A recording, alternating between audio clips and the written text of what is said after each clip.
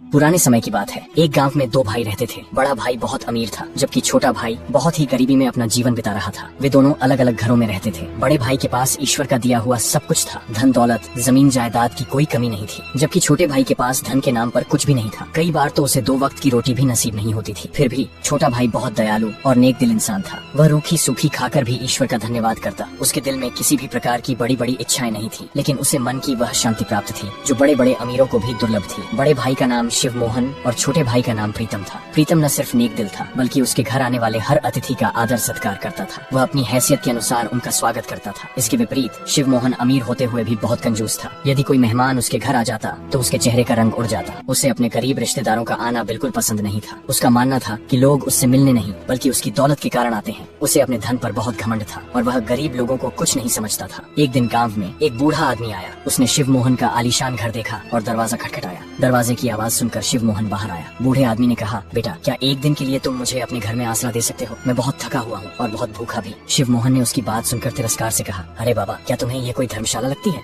मेरे घर में तुम जैसे भिखमंगों के लिए कोई जगह नहीं है। अच्छा होगा कि सामने जो टूटा फूटा घर है वहाँ चले जाओ। वहाँ एक आदमी रहता है, प्रीतम नाम का, वह तुम्हें जरूर आसरा देगा। यह सुनकर बूढ़े आदमी को समझ में आ गया कि शिव मोहन कंजूस और घमंडी व्यक्ति है। वह चुपचाप वहाँ से चला गया और प्रीतम के घर के दरवाजे पर जाकर दस्तक दी। प्रीतम मुस्कुराते हुए बाहर आया और बोला, कहिए बाबा जी, कैसे आना हुआ? बूढ़े आदमी ने कहा, बेटा, मैं बहुत थका हुआ हूँ। इससे पहले कि वह आगे कुछ कह पाता, प्रीतम बोला, बाबा, पहले आप अंदर आइए, बाकी बातें हम अंदर बैठकर करेंगे। प्रीतम उसे घर के अंदर ले गया, बैठाया और सबसे पहले पानी पिलाया। पानी पीने के बाद बूढ़ा आदमी बोला, बेटा, मैं इस गाँव में एक बहुत जरूरी काम से आया हूँ। मुझे बस रात बिताने के लिए एक आसरा चाहिए। सुबह होते ही मैं चला जाऊंगा। प्रीतम ने मुस्कुराते हुए कहा, बाबा जी, इसे आप अपना ही घर समझिए। आप जब तक चाहें यहाँ रह सकते हैं। ये सुनकर बूढ़ा आदमी बहुत प्रसन्न हुआ। रात को प्रीतम ने उसे भोजन परोसा। भोजन में सिर्फ रोटी, नमक और पानी था। ये देखकर बूढ़ा समझ गया कि प्रीतम के हालात अच्छे नहीं हैं, लेकिन उसका दिल बहुत बड़ा है। उसने वह सादा भोजन खुशी खुशी खाया। खाने के बाद वह प्रीतम से बोला, बेटा, मैं जिस काम के लिए यहाँ आया हूँ, मैं चाहता हूँ कि तुम्हें भी उसमें शामिल कर लूँ, ताकि तुम्हारे हालात भी कुछ बेहतर हो सके। ये सुनकर प्रीतम बोला, बाबा, मैं आपकी बात ठीक से समझा नहीं। आप मुझे किस काम में शामिल करना चाहते हैं? तब उस बूढ़े आदमी ने धीमी आवाज में कहा कि बेटा, आज से 50 साल पहले मैं इसी गांव में रहता था। उन दिनों मेरे पास धन दौलत की कोई कमी नहीं थी। मेरे पास बहुत सारे सोने के सिक्के और कीमती सामान था। मेरा एक भरा पूरा परिवार था, जिसमें मेरी पत्नी और 2 बच्चे थे। एक दिन जब मेरी पत्नी और बच्चे नाव में बैठकर दूसरे गांव जा रहे थे, तो नाव के पलट जाने से मेरी पत्नी और बच्चों की मौत हो गई। क्योंकि मैं उनके साथ नहीं था, इसलिए मैं बच गया। अपने पूरे परिवार के चले जाने के बाद मुझे अत्यंत दुख हुआ। मैं कई दिनों तक अपने घर से बाहर नहीं निकला। मैंने बाहर की दुनिया से नाता तोड़ लिया और यह निर्णय लिया कि अब मुझे अपना शेष जीवन ईश्वर की भक्ति में लगाना चाहिए। ये निश्चय करके मैंने तीर्थ यात्रा पर निकलने का विचार किया। मेरी तीर्थ यात्रा बहुत लंबी होने वाली थी, इसलिए मैंने अपनी सारी धन दौलत को किसी सुरक्षित स्थान पर छुपा देने का निश्चय किया। तब मैंने अपने सारे खजाने को एकत्र किया और पास के ही जंगल में एक गुप्त स्थान पर छुपा दिया। लेकिन एक सोने की ईंट मैंने अपने पास ही रख ली, ताकि उसे बेचकर कुछ धन प्राप्त कर सकूं और अपनी यात्रा प्रारंभ कर सकूं। मैं अपनी यात्रा पर निकल पड़ा। एक दूसरे शहर में पहुंचकर जब मुझे पैसों की आवश्यकता पड़ी, तो मैंने उस सोने की ईंट को बेचने का निश्चय किया। जब मैं वह ईंट लेकर वहाँ के एक सुनार के पास गया और उसे दिखाई, तो उस सुनार के मन में लालच आ गया। उसने उस ईंट की कीमत देने के बजाय मुझ पर चोरी का झूठा आरोप लगा दिया और मुझे फंसा दिया। वहाँ के कोतवाल ने मेरी एक न सुनी और मुझे चोरी के झूठे आरोप में जेल में डाल दिया गया। आज मैं कई वर्षों बाद अपनी सजा पूरी करके अपने गाँव वापस लौटा हूँ और अब मैं अपने उस छिपाए हुए खजाने को निकालना चाहता हूँ। इसलिए मैं चाहता हूँ कि तुम इस काम में मेरा साथ दो। यदि तुम मेरी सहायता करोगे तो मैं उस खजाने का आधा हिस्सा तुम्हें दे दूंगा। प्रीतम यह सब सुनकर बहुत प्रसन्न हुआ और बूढ़े बाबा की सहायता करने को तैयार हो गया। बूढ़े बाबा ने उस रात प्रीतम के घर ही विश्राम किया और सुबह सूरज निकलने से पहले वे दोनों लोगों की नजरों से बचते बचाते जंगल की ओर चल पड़े। जंगल के भीतर पहुंचकर बूढ़े बाबा ने एक पुराना नक्शा निकाला और उसमें बनी निशानियों के अनुसार रास्ता पहचानने लगे। कुछ ही देर में वे एक बड़े बरगद के पेड़ के नीचे पहुँच गए। बूढ़े बाबा ने कहा, बेटा, यही वह जगह है जहाँ मैंने खजाना छुपाया था। अब तुम यहाँ खुदाई शुरू कर दो। प्रीतम ने कुदाल निकाली और खुदाई शुरू की। कुछ देर बाद उसे वहाँ एक लकड़ी का संदूक दिखाई दिया। उसने कुदाल एक ओर रख दी और संदूक निकालकर बाबा के सामने रख दिया। फिर वे दोनों उसे लेकर घर लौट आए। घर पहुंचकर जब उन्होंने संदूक खोला तो वे दंग रह गए।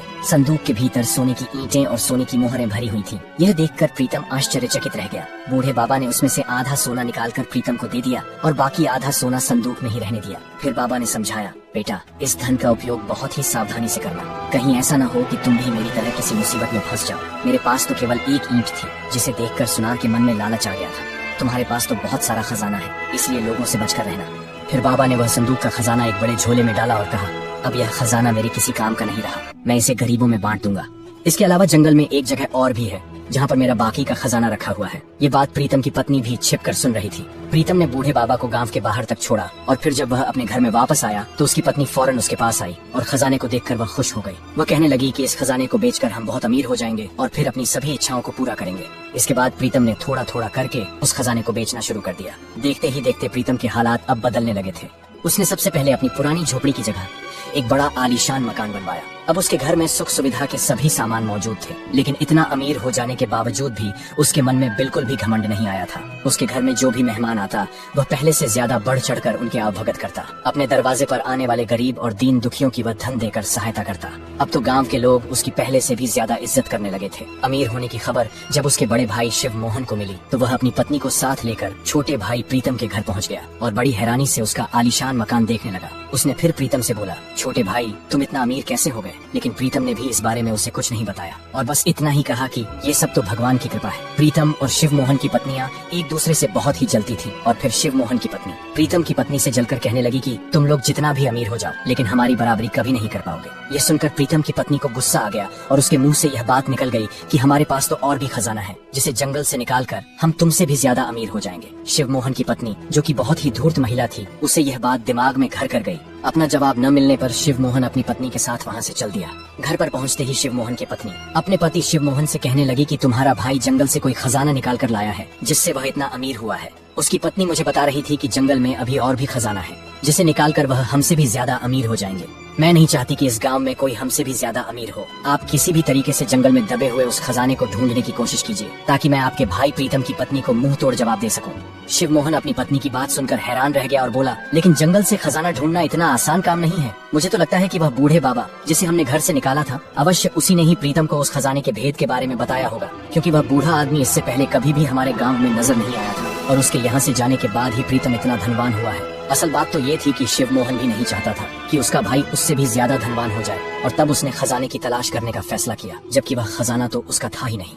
अब शिव मोहन हर समय अपने भाई प्रीतम की निगरानी करने लगा। कुछ दिनों बाद वही बूढ़ा बाबा एक बार फिर से उस गांव में वापस आया तो शिव मोहन ने उसे गली से गुजरते हुए देख लिया। अब तो शिव मोहन उस बूढ़े आदमी की हर हरकत पर नजर रखने लगा। वह बूढ़ा आदमी सीधा प्रीतम के घर पर गया। जब उसने प्रीतम का इतना बड़ा घर देखा तो वह बहुत खुश हुआ। बूढ़े आदमी ने प्रीतम के दरवाजे पर दस्तक दी। प्रीतम जब बाहर आया तो बूढ़े बाबा को देखकर उसके चेहरे पर मुस्कान आ गई। प्रीतम ने बूढ़े बाबा को अंदर आने के लिए कहा, लेकिन बूढ़े बाबा ने कहा, मैं एक बहुत जरूरी काम से यहाँ आया हूँ, तुम कुछ देर के लिए मेरे साथ चलो, मुझे तुमसे एक बहुत जरूरी बात करनी है। प्रीतम और वह बूढ़ा आदमी दोनों जंगल की तरफ चलने लगे। शिव मोहन उनका पीछा कर रहा था। वह बूढ़ा आदमी प्रीतम से कहने लगा, बेटा हो सकता है कि अब मैं कुछ दिनों तक इस गांव में न आ सकूं, इसलिए मैं तुम्हें उस दूसरे खजाने का भेद बताकर जा रहा हूँ जो कि इसी जंगल में एक दूसरी जगह पर दबा हुआ है। मेरे जाने के बाद तुम वह खजाना निकाल लेना और अपने पास सुरक्षित रख लेना। समय आने पर मैं वह खजाना तुमसे ले लूंगा। फिर बूढ़े बाबा ने प्रीतम को जंगल में रखे खजाने वाली जगह दिखा दी। शिव मोहन जो कि उनका पीछा कर रहा था ये सब देख रहा था। उसने भी वह सारा रास्ता अपने दिमाग में अच्छे से याद कर लिया कि खजाना कहाँ दबा हुआ है और फिर खुशी खुशी अपने घर वापस आ गया।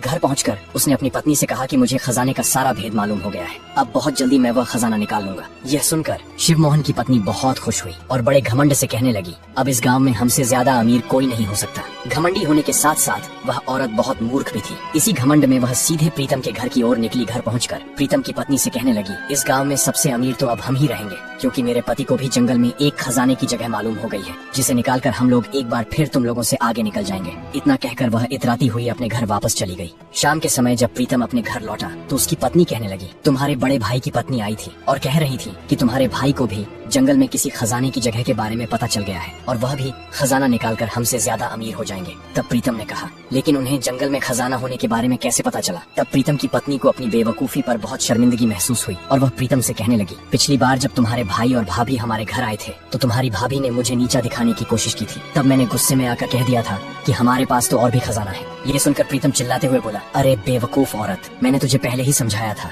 आम खाओ पेड़ मत गिनो। मतलब तुम खजाने के बारे में किसी से कोई बात मत करना, फिर भी तुम अपने हरकतों से बाज नहीं आई। मुझे लगता है कि मेरे भाई ने मुझे उस बूढ़े बाबा के साथ जंगल जाते हुए देख लिया होगा। इससे पहले कि मेरा भाई उस खजाने को वहाँ से निकाल ले, मुझे आज रात ही वह खजाना वहाँ से निकालकर किसी सुरक्षित जगह पर पहुँचा देना होगा। अब तुम इस बात को किसी और से मत कहना।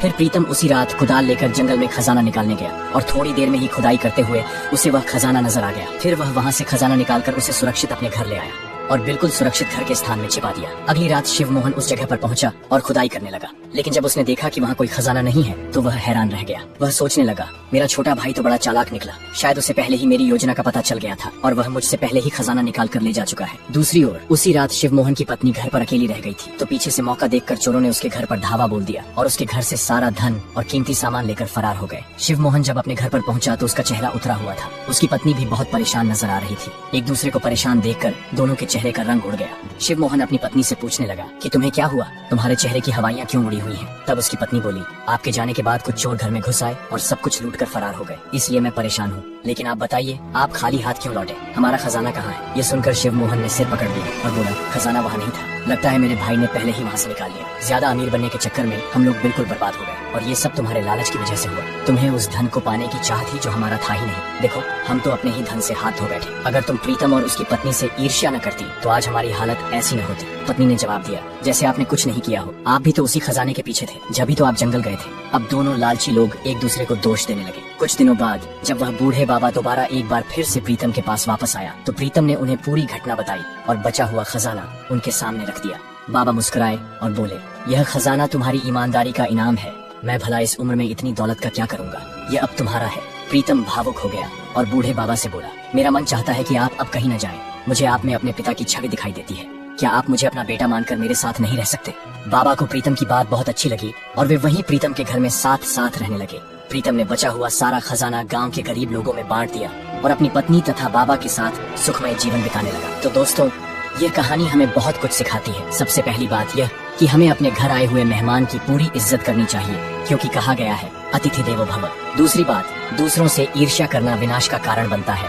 जलन और घमंड व्यक्ति को पतन की ओर ले जाते हैं। तीसरी बात, धन का अधिक लालच इंसान को कहीं का नहीं छोड़ता। लालची व्यक्ति अधिक धन पाने की लालसा में अपना ही नुकसान कर बैठता है। हमें आशा है कि आपको यह कहानी पसंद आई होगी। To be continue. अगला पार्ट जल्दी ही आएगा। तब तक चैनल को सब्सक्राइब करें ताकि कोई भी कहानी मिस न हो।